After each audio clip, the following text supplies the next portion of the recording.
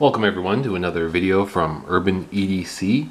The main point of this video is what do I consider a good EDC knife or everyday carry knife. Now this is a question that I think you could ask a whole bunch of different people and get a whole bunch of different answers, and like everything, thankfully there's a lot of selection to choose from. There's many different knives, many great knives, and so it all depends on what you're looking for. So what I'm going to do is bring out a few knives that I really I've carried for EDC, and then at the end of the video I'll bring out a knife that just arrived today, and we'll see where that fits into my EDC categories. So a little bit of history on me. I may have, if you didn't catch my introductory video, I've only been into knife collecting about 6 months now. I've carried a knife when I was probably a young boy, so not young boy, but probably 10, 11, 12. I think I carried a good old Swiss Army knife, and then probably about a year ago I decided I'd like to start carrying a knife again. And since then I've found it to be really useful. I found some great forms. Blade Forms is one that I go to quite regularly, but I've been trying to learn what I consider to be a good EDC and things that I like and dislike about knives. So these are the 4 main knives that I've carried for EDC before. The first one I got, and again I covered this a bit in my introductory video, was the Spyderco Dragonfly 2. This is an awesome knife. It has pretty much everything you'd want in a daily carry, but it's a very small knife. Now the Spyderco Cat right here, in comparison, this one's quite a bit shorter, but it's nevertheless still an amazing cutting tool. And the reason for that is it comes it's one of the Japanese made Spydercos. It's got BG10 steel, as you can see right there. It has beautiful jimping here, nice little finger choil there, a place to put your pinky, so you can get a full-handed grip on this tiny little blade. So this is, if you want something small that you can just jam in your pocket but still have something that's a phenomenal cutter, this is great. However, I wanted something a little bit bigger and a little bit beefier to go in my pocket, and that's where the Cat came from. And this is not at all to disparage this Dragonfly 2. I think that this is an awesome little knife, extremely capable. I still love it, but I find when I get up in the morning and I want to head out, this is what I tend to gravitate to more. And there are 2 real reasons why. And first of all, and probably the most important one, is a pocket clip. I love having a pocket clip on my knife because I think most people do. It just makes it easy to get. But the reason why I like both of these knives, and a reason why I like the Cat maybe slightly more, is the position. Both of these are only left-handed, right-handed tip-up carries. I prefer tip-up anyway, so it's not a big deal.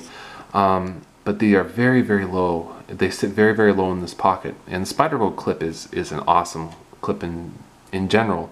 But as you can see, when you slide it into your pocket, the fabric will go nest right up against this this metal here. So really, the only part that's left out is that tiny little bit here, and in this one, probably just a lanyard hole in that little bit. So both of these ride super low in your pocket, and that's a big plus for me. I live in the city, and I don't really want to flash that I'm carrying a knife so much.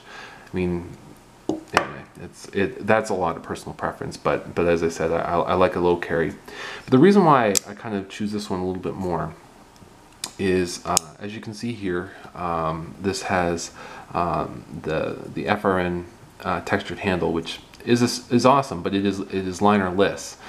And there are people who think, and I agree with them for the most part, that not every knife needs a liner, because it adds thickness, it adds weight, it certainly adds expense to a knife, but it adds a lot of stiffness to it as well. And there was one time when I was cutting up some pretty heavy cardboard with this knife, and I could really feel the knife handle start to flex a little bit.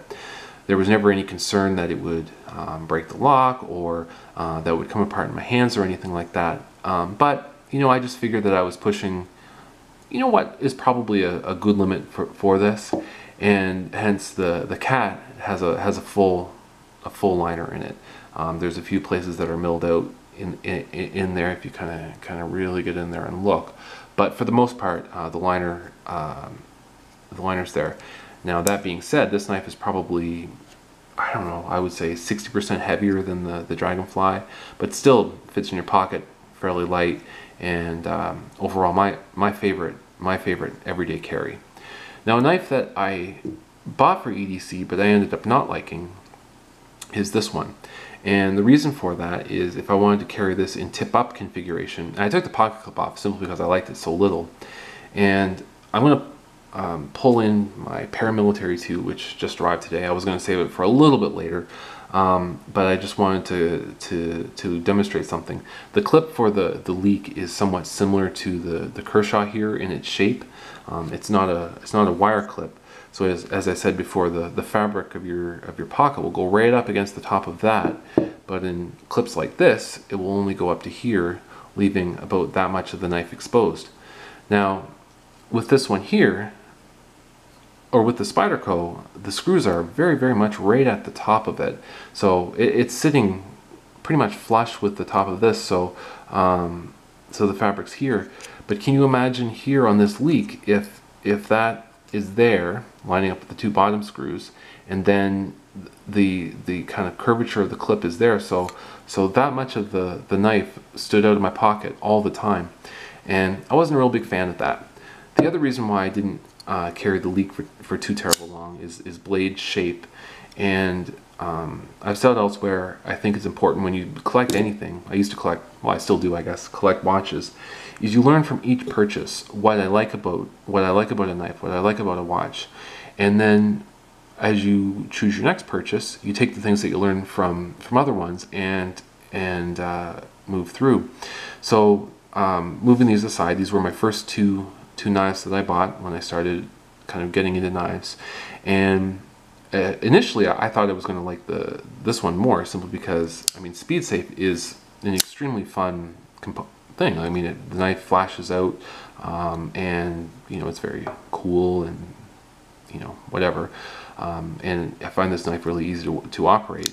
But the blade shape really bugged me because it's almost flat from here to here with just a very, very small amount of belly of a knife here.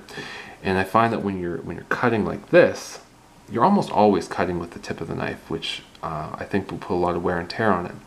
Versus this one here, I found that I like this curve nature of it here. So again, it's got a great point if you want to do detail work, but if you're actually just cutting like this, you're going to be cutting with the belly of the blade, which I feel is a better place to do that sort of thing, and I find it easier to sharpen up.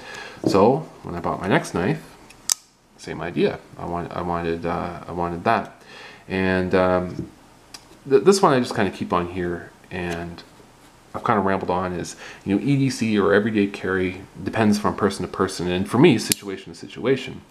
So this little guy here, I'm putting it on my hand, is not very big, but it I don't think it's catching the focus there.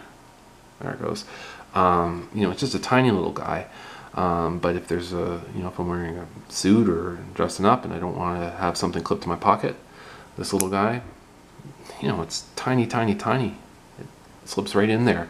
But if, for instance, I'm going out to a place where I don't mind a little bit bigger knife, I mean this one right here is much larger than any of the other ones. But this would be perfect. Whereas for a person who doesn't necessarily urban carry that much, again, follow your local knife rules or know your local knife laws, but may not want to carry something this large, like in a bigger city or what have you. This may be too much, but if you lived in a place where it was perfectly normal to carry a knife and you didn't mind carrying something like this could be your everyday carry. For me,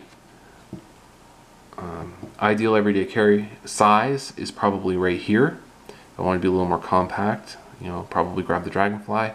More compact still, there would be this. But if I'm out somewhere where I have a chance to, or if I'm expecting more difficult tasks, paramilitary will come along for the ride. So everyday carry kind of depends on what you want. But for me, regardless of size, the things that I want is a blade with a decent point, a good belly, which the paramilitary definitely has, a low carry pocket clip. This one here, even though it isn't a wire clip, it carries very, very low, simply because of how close it comes to the edge of the knife. But I think the single perfect pocket clip for me is the one that came on the cat. So for me, that's what I consider, you know, what I look for in EDC. Others may differ. Chime in the comments below. I'd love to learn. As I said, I've only been kind of at this for about 6 months, and you know, if there's something that I'm missing, please just let me know. But that's what I'm looking for in an EDC.